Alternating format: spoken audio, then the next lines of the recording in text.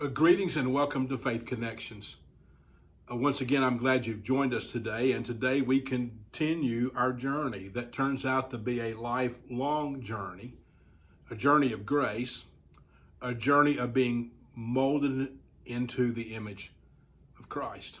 Today's story is once again from the book of Genesis, and it's a familiar story. It's the story of Noah and the ark. And it's a story that's told in Genesis chapter 6 through Genesis chapter 9. But for our time together today, we're going to focus in on two passages. Genesis chapter 6, verses 11 through 22, and Genesis chapter 9, verses 11 through 17.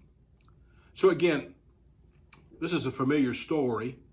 It may be one of the most famous stories in all of the Old Testament. We have pictures of the event. Okay, not pictures of the event, but pictures of what we think the event might have looked like. Even our children have toys that resemble the ark and some of the animals that Noah would have had on board. It doesn't matter if you're a person of faith or not. Most people have some knowledge of the basic details of this story. And things that grab our attention, details that grab our attention, it's really the kind of questions I would ask if I were honest. It's how could Noah build such a great big vessel? How's that possible? How did he get all those animals on board? Did the flood really cover the whole earth? Now, I'm okay with asking those questions, but if we're not careful, we're so distracted by those questions that we may miss the message that Scripture has for us. We may miss the theological message that the Scripture has for us.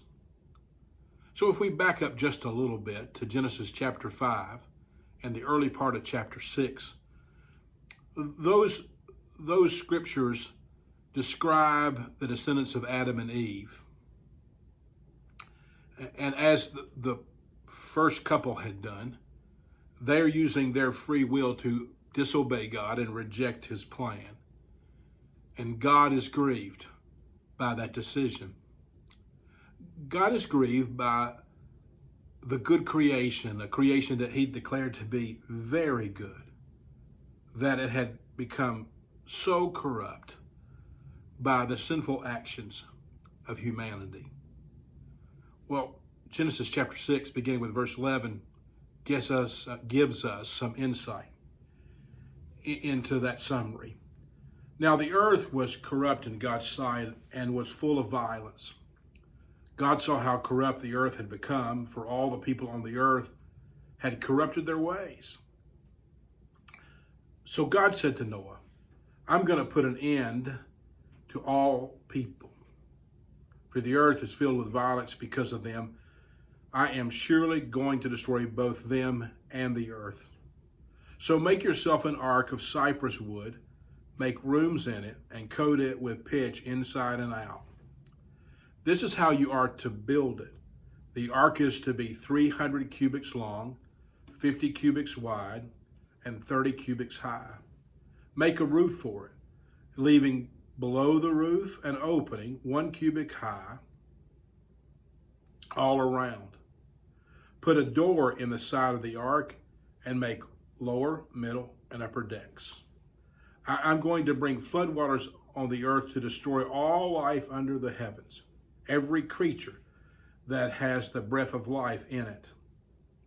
Everything on earth will perish.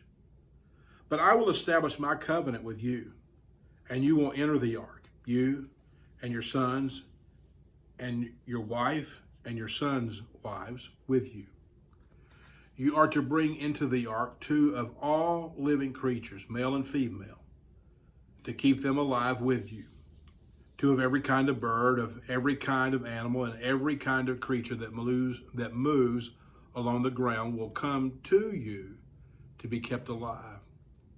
You're to take every kind of food that is to be eaten and store it away as food for you and for them. Noah did everything just as God commanded him. Now, some would read God's response to humanity's rejection of his plan as a vindictive judgment. And there's no doubt that God announces destruction on the world's depravity. That's to be sure. And some might even be inclined to ask, how could a loving God do such a thing? Well, it's important for us to note that really humanity brought this destruction upon themselves. Sin always has consequences, and maybe to ask that kind of question would be like that of Adam and Eve when confronted with sin, to shift the blame. Verses 11 through 13 help us begin to discover this idea that the coming destruction was a natural consequence of sin's decay, that sin always leads to death. Romans 3:23. Humanity has been bent towards selfishness, and sinful choices have triggered this cataclysmic demise of the earth's inhabitants. It seems that sin has run amok from Adam and Eve's disobedience to when Cain kills Abel. In those verses of 11 and 12, the word corrupt is used 3 times, and it is used for emphasis. It says you kind of get the point. The same Hebrew word that's translated corrupt in verses 11 and 12, in verses 13 and 17, is translated destroy. Now there's a message about sin in that not only is sin corruptive, but it is destructive. There's a phrase out of that passage that just strikes at the very heart of the conversation. Almost difficult to read when it says, violence filled the earth. There's some days that I feel that way when I listen to the news. But in the midst of this corruption and lawlessness, God finds Noah and his family. God describes Noah as righteous, blameless, and faithful. What does that mean? What does it mean for God to declare that Noah was a righteous man and that he was blameless among the people of his time and that he walked faithfully with God? What does that mean? Well, the word righteousness refers to someone who exhibits the quality of being just and righteous or doing what is right. The term righteous or righteousness implies conformity to a norm or a moral standard. So it's easy for us when we talk about righteousness to cast it in the negative by offering a whole list of things that righteous people don't do. But maybe I suggest that we would cast it a little different, and that it's what we hear about Noah in the fact that he did what was right. That Noah, a righteous person, does what is right. But God also describes Noah as blameless, and we're going to make this short and sweet and to the point. To be blameless meant that a person was morally upright and he walked before God with integrity and innocence. Simply put, Noah was faithful in his relationship with God. So because of that relationship, God talks to Noah about what he's about to do, that he's going to put an end to all people. Imagine what that must have been like for God to have reached a point where he wanted to destroy it all that he said was good, and to start all over. But God has a conversation with Noah about his plan. Scott Rainey, who is the SDMI director for the Church of the Nazarene, said when he thought of this conversation, he Psalm 25:14 came to mind, and it says this: the Lord confides in those who fear him. He makes his covenant known to them. So God confides in Noah and gives him an advanced warning. And God gives Noah specific instructions about building a watertight vessel that defies description even to this day. So it would have been 45 feet tall, 450 feet long, 75 feet wide, and 3 stories high, and it would become a safe haven for Noah's family, for animals and birds, and it would house enough food to feed them all. God thought it all through.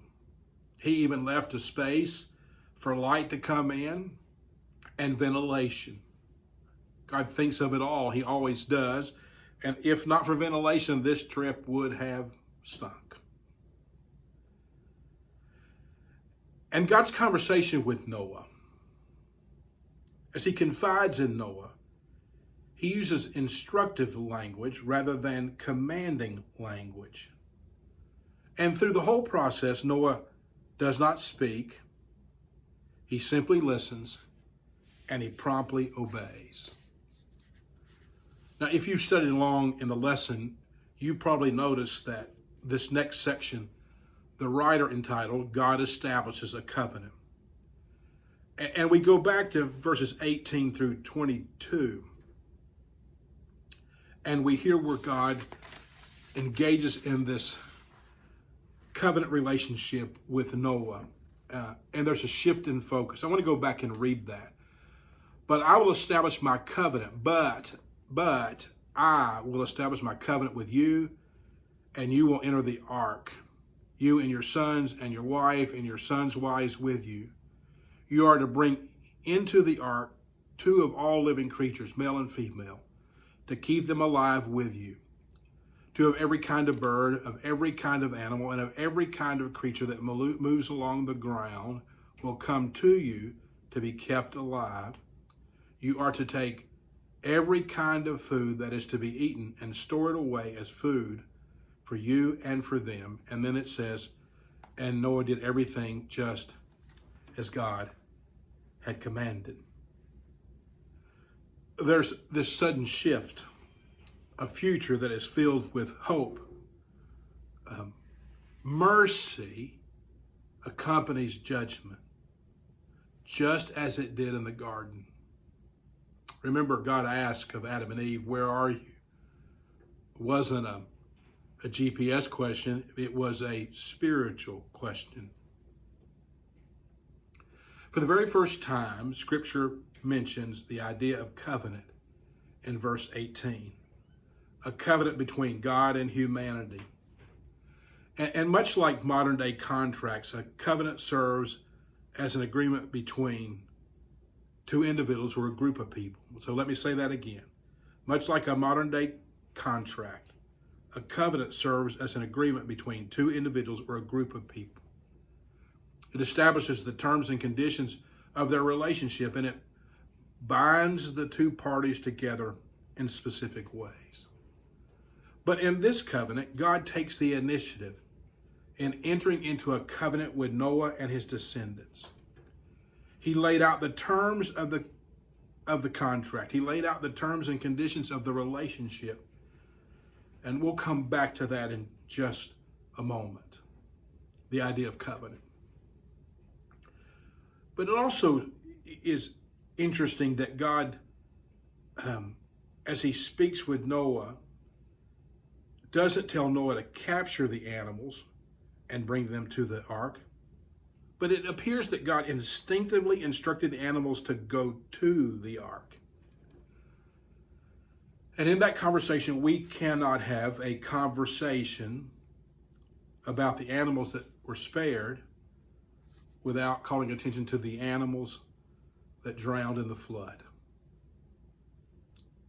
And I think what speaks to us is this, is that it reminds us that our actions, disobedience, the consequences of sin impact the innocent as well as the sinner. We are reminded that sin is both corruptive and destructive. Righteous, blameless, and faithful. Noah listened to God's instruction, and he followed it faithfully and carefully. The text doesn't really recount all that happened in obeying God's instruction, but we know that Noah was obedient. The task of gathering all that wood and for such a massive project must have been almost overwhelming. The years of labor in notching every piece of lumber and putting it into place must have been exhausting. And the laugh and ridicule from his neighbors must have been humiliating. But Noah received divine instruction, and he humbly followed God's voice. What we hear in these moments really is perfect obedience. And the obedience of Noah stands in complete contrast with the corruption of the world. We fast forward in our story and come back to the idea of a covenant. That God establishes a covenant not just with Noah's family, but with all generations to follow. Regardless of how people choose to use their free will in the future, God determined that the flood and its destruction would never be repeated. It's chapter 9, verse 11, and we'll read through verse 17, is this reminder. I will establish my covenant with you. Never again will all life be destroyed by the waters of a flood. Never again will there be a flood to destroy the earth. And God said, this is a sign of the covenant that I am making between you and every living creature with you, a covenant for all generations to come. I have set my rainbow in the clouds, and it will be a sign of the covenant between me and the earth. Whenever I bring clouds over the earth and rainbow appears in the sky, I will remember my covenant between me and you and all living creatures of every kind. Never again will the waters become a flood to destroy all life. Whenever the rainbow appears in the clouds, I will see it and remember the everlasting covenant between God and all living creatures of every kind on the earth. So God said to Noah, this is a sign of the covenant I have established between me and all life on earth. Then God did the unthinkable. He bound himself with an everlasting promise to keep his end of the bargain for the duration of all humanity, regardless of their obedience to the covenant. So God created the rainbow as a frequent reminder of God's covenant with all of humanity. The rainbow appears as a backdrop to the clouds. And our attention must never be on the storm, the focus on the storm of the rain, but on the promise that God cares for us in the midst of the most threatening times. The writer pointed out that the rainbow could symbolize where a warrior in battle, it's kind of his bow, and he comes in and hangs it on the wall on a hook as a symbol of peace. And he kind of made the parallel that the rainbow is God's bow hung in the sky as a reminder of his love and peace and for all of creation. We know that all of these thousands of years that God has kept his promise. He kept his promise to Noah, and he keeps his promise to us. We can count on God to always be faithful to the end of the earth. Now we know that sin, it corrupts and it destroys. But God seeks to restore before sin has the final word. He provides all who need full restoration. A relationship with his Son. Through his death on the cross, which is a symbol of his covenant that he loved us while we were still sinners, he reaches out to us in an effort of restoration and forgiveness through the death, burial, and resurrection of his Son, Jesus. You know, sometimes I look at what's happening in our world and I ask myself, how? What is happening to us?